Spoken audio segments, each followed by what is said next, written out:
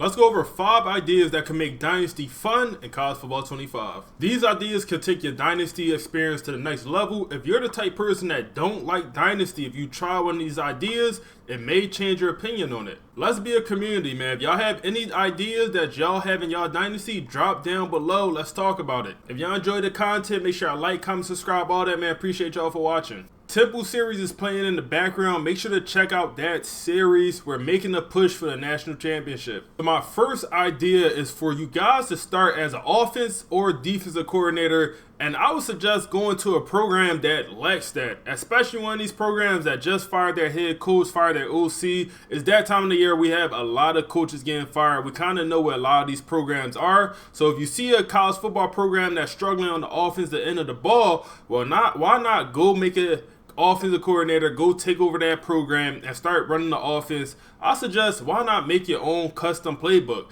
Call your plays from your custom playbook, have a lot of fun with it, build the playbook around the team that you have, and go out there and work your way up to being a head coach. Maybe you want to start on the defense side of the ball, man. Go to a school that's been horrible on defense all season, build your own defensive playbook. The only thing I suggest is don't recruit.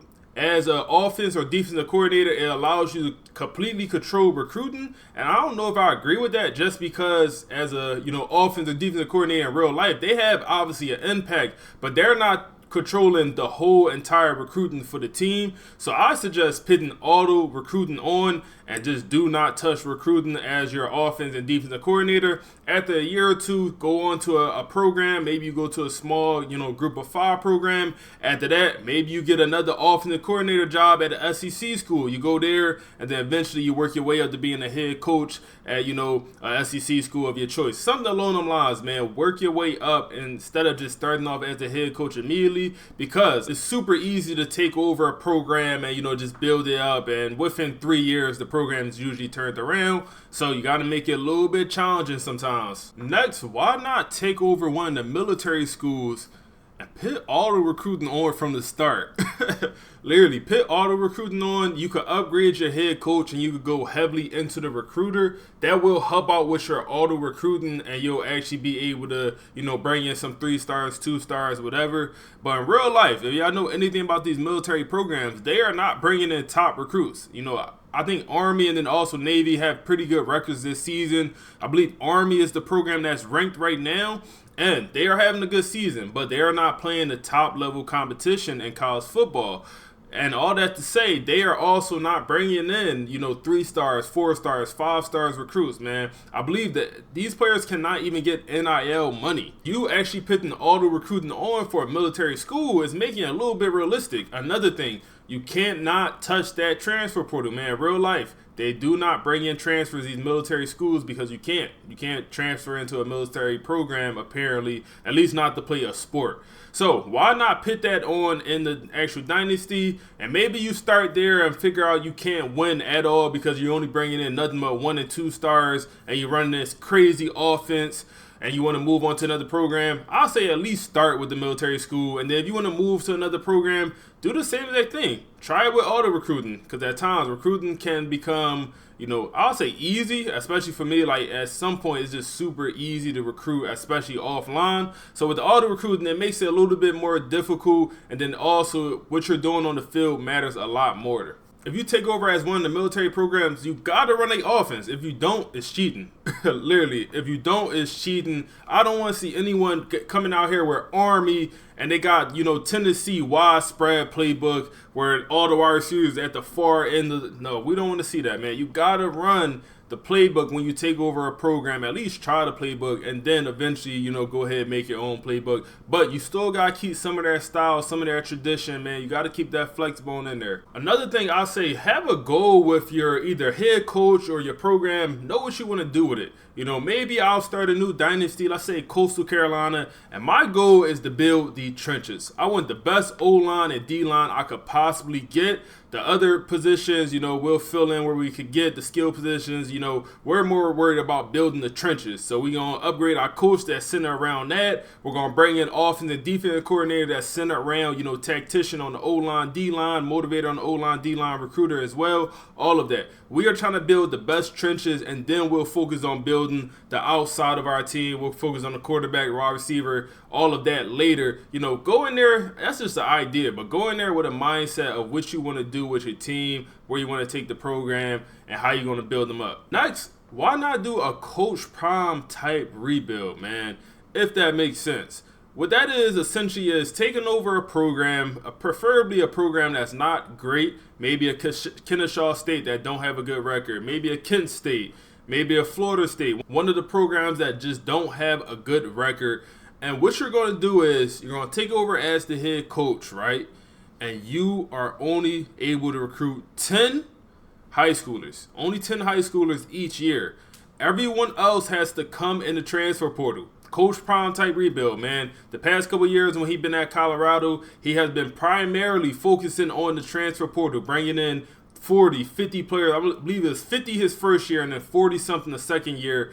And he also forced a lot of players to transfer out of, Colorado. And there's nothing wrong with it. He took over a really bad roster. He wanted to flip it. And he has done a pretty good job of it, man, obviously, as we see this year. But why not do that in the game? You're going to be a little bit limited because in this game, for some reason, you can only bring in 35 recruits. Also, another limitation, you can only have 85 people on the roster. I don't know why that's the case. In real life, you got walk-ons. But, so you're a little bit limited of what you can do.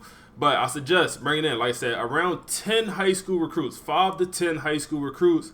Obviously, they could be 5 stars, 4 stars, whatever. Try to bring in the 10 best recruits you possibly can bring in. And then everyone else has to come through the transfer portal. And then also, you have to force all your starters out. Force every single starter on your, on the previous year to transfer. And you bring in a whole new team and just see what happens. See what happened. And you're doing that, for a couple years. Obviously, the second year, you wouldn't force all your guys to transfer out, but you still focused on the transfer portal. You still only bringing in around 5 to 10 of these high school guys, and you just bringing everyone else in during that transfer portal window.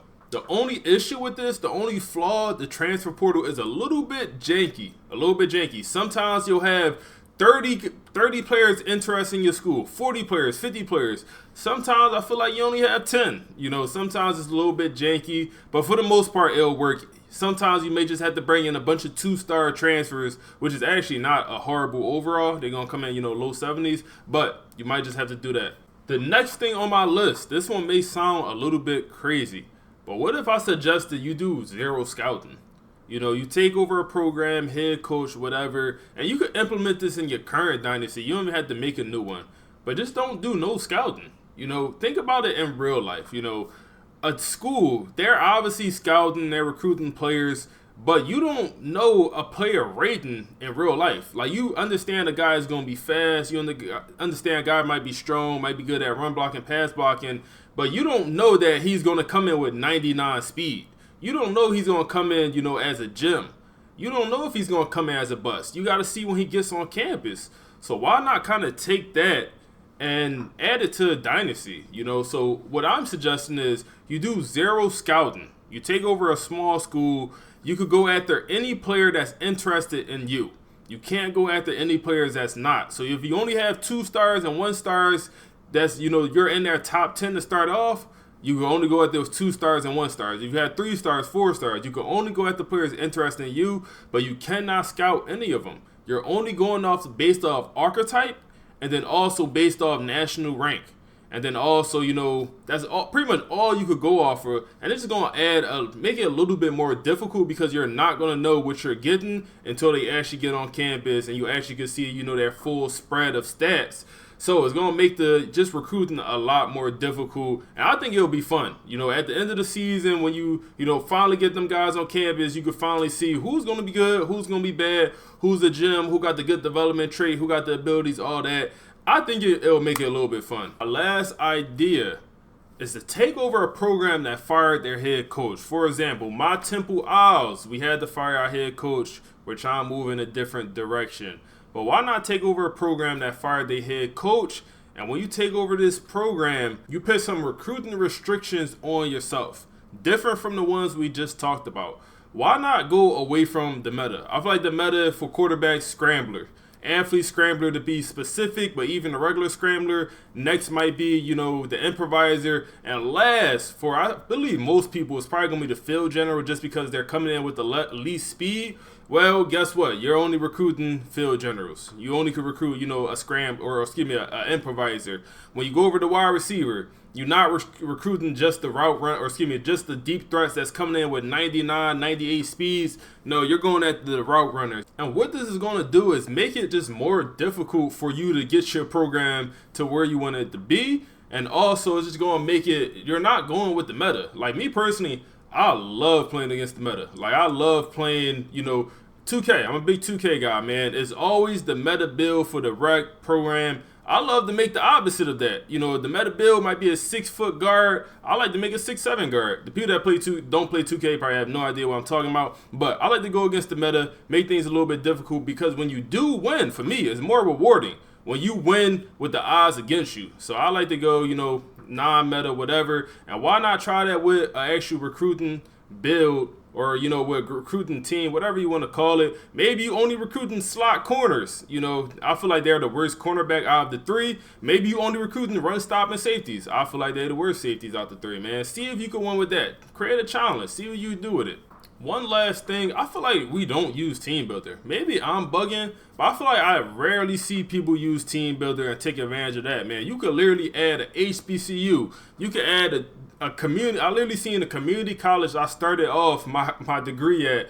I literally seen that in the Team Builder. I could have added those boys, man. I literally seen that. So you could add literally any college. You might have your local college. There's even high schools. I also seen my high school team in here. If you want to add your high school team in here, just to create some fun, make a crazy field, whatever. I feel like we're not really taking advantage of that. And my fear is if we don't use it enough, they're going to take it away from us. So I want to make sure we actually using it. I think it could be better. For sure, it could be better. We could add, we could actually customize our stadium, customize the also the background. I just feel like we can make it a little bit better, but let's use it while we have it before we lose it. Other than that, make sure y'all like, comment, subscribe, all that, man. Appreciate y'all for watching. Drop down below any ideas, what y'all want to see next, and click the video on the screen now for my temple rebuild.